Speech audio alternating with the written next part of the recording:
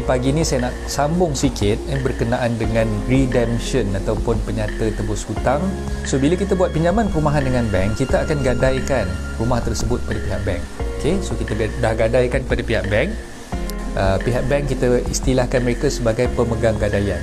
Okey, so bila kita nak jual pula rumah kita, bila kita nak jual pula rumah kita sekarang ni, kita perlu memastikan bahawa setiap ringgit yang kita berhutang dengan bank tadi tu kita selesaikan dulu. Okey, dan inilah yang kita sebutkan sebagai tebus hutang ataupun redemption. Okey, pertama sekali peguam yang mewakili pihak penjual, dia akan request ataupun mendapatkan penyata tebus hutang, penyata tebus hutang daripada pihak bank penjual lah. Okey, so kalau katalah bank penjual tu adalah Maybank. Okey, jadi saya sebagai peguam, saya akan tulis surat kepada Maybank untuk request penyata tebus hutang daripada Maybank lah. Okey, so bila kita dah request penyata tebus hutang tersebut, Maybank akan keluarkan penyata tebus hutang kepada peguam untuk peguam uruskan penyelesaian baki hutang penjual dengan bank Maybank tadi. Okey, sebagai contoh katalah dalam proses jual beli tadi, okay, kita bagi contoh katalah kita dah request penyata tebus hutang daripada pihak bank penjual. Bank penjual pun dah tulis dah sampaikan pula penyata tebus hutang itu kepada peguam yang mewakili pihak penjual tadi, dan kita dapati bahawa di dalam penyata tebus hutang tersebut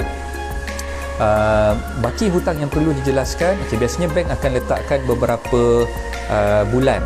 Okay, biasanya dalam tempoh 3 ke 6 bulan lah. Okay, jadi setiap bulan dia punya penyata tebus hutang tu akan menyatakan berapa baki yang perlu dilangsaikan oleh penjual kepada bank dia. Okey, jadi kalau katalah kita dah dapat penyata tebus hutang tersebut, maka kita sebagai orang kata apa penjual perlu pastikan bahawa penyata tebus hutang tersebut dia punya jumlah yang ada yang perlu diselesaikan tidak lebih daripada harga jualan yang kita nak jual kepada pihak pembeli. Okey, itu yang paling mustahak tuan-tuan dan puan. Sebab apa? Kalau sekiranya ada jumlah yang dikeluarkan melalui penyata tebus hutang tersebut melebihi daripada baki harga jualan ataupun harga jualan yang kita dah tetapkan dengan pembeli tadi, maka adanya shortfall di situ ataupun jumlah yang tak cukup untuk menyelesaikan ataupun untuk melangsaikan baki hutang tadi dengan pihak bank kita sebagai bank penjual. Okay, dan kita kena pastikan yang kita sebagai penjual kena top up, kena cukupkan jumlah yang tak cukup tadi untuk dilunaskan baki hutang kita dengan pihak bank penjual.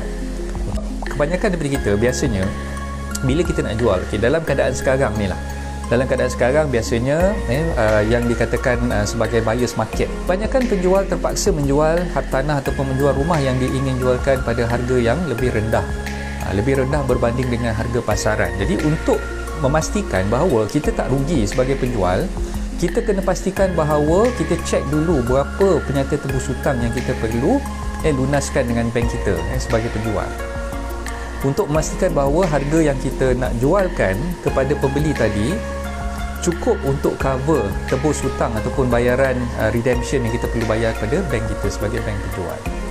Okay, kalau kita gagal untuk memastikan bahawa baki hutang yang ada tu lebih rendah berbanding dengan harga jualan yang kita nak jualkan kepada pembeli, nescaya silap hari bulan kita jual hartanah tersebut dengan harga yang rugi. Sebab tu tuan-tuan dan puan, kita kena pastikan dulu sebelum kita nak letakkan ataupun tetapkan harga jualan, kita kena pastikan bahawa harga yang kita nak jual kepada pembeli tadi tu adalah lebih tinggi berbanding dengan tebus hutang yang kita perlu bayar kepada bank kita sebagai penjual. So itu sajalah perkongsian saya pada pagi ini. Yang baik itu datang daripada Allah, yang kurang baik itu datang daripada kelemahan diri saya sendiri. Saya ucapkan ribuan ampun dan maaf kalau saya kata saya ada kasar bahasa, dan kita jumpa lagi dalam segmen live saya di masa-masa yang akan datang, insya-Allah. Assalamualaikum warahmatullahi taala wabarakatuh.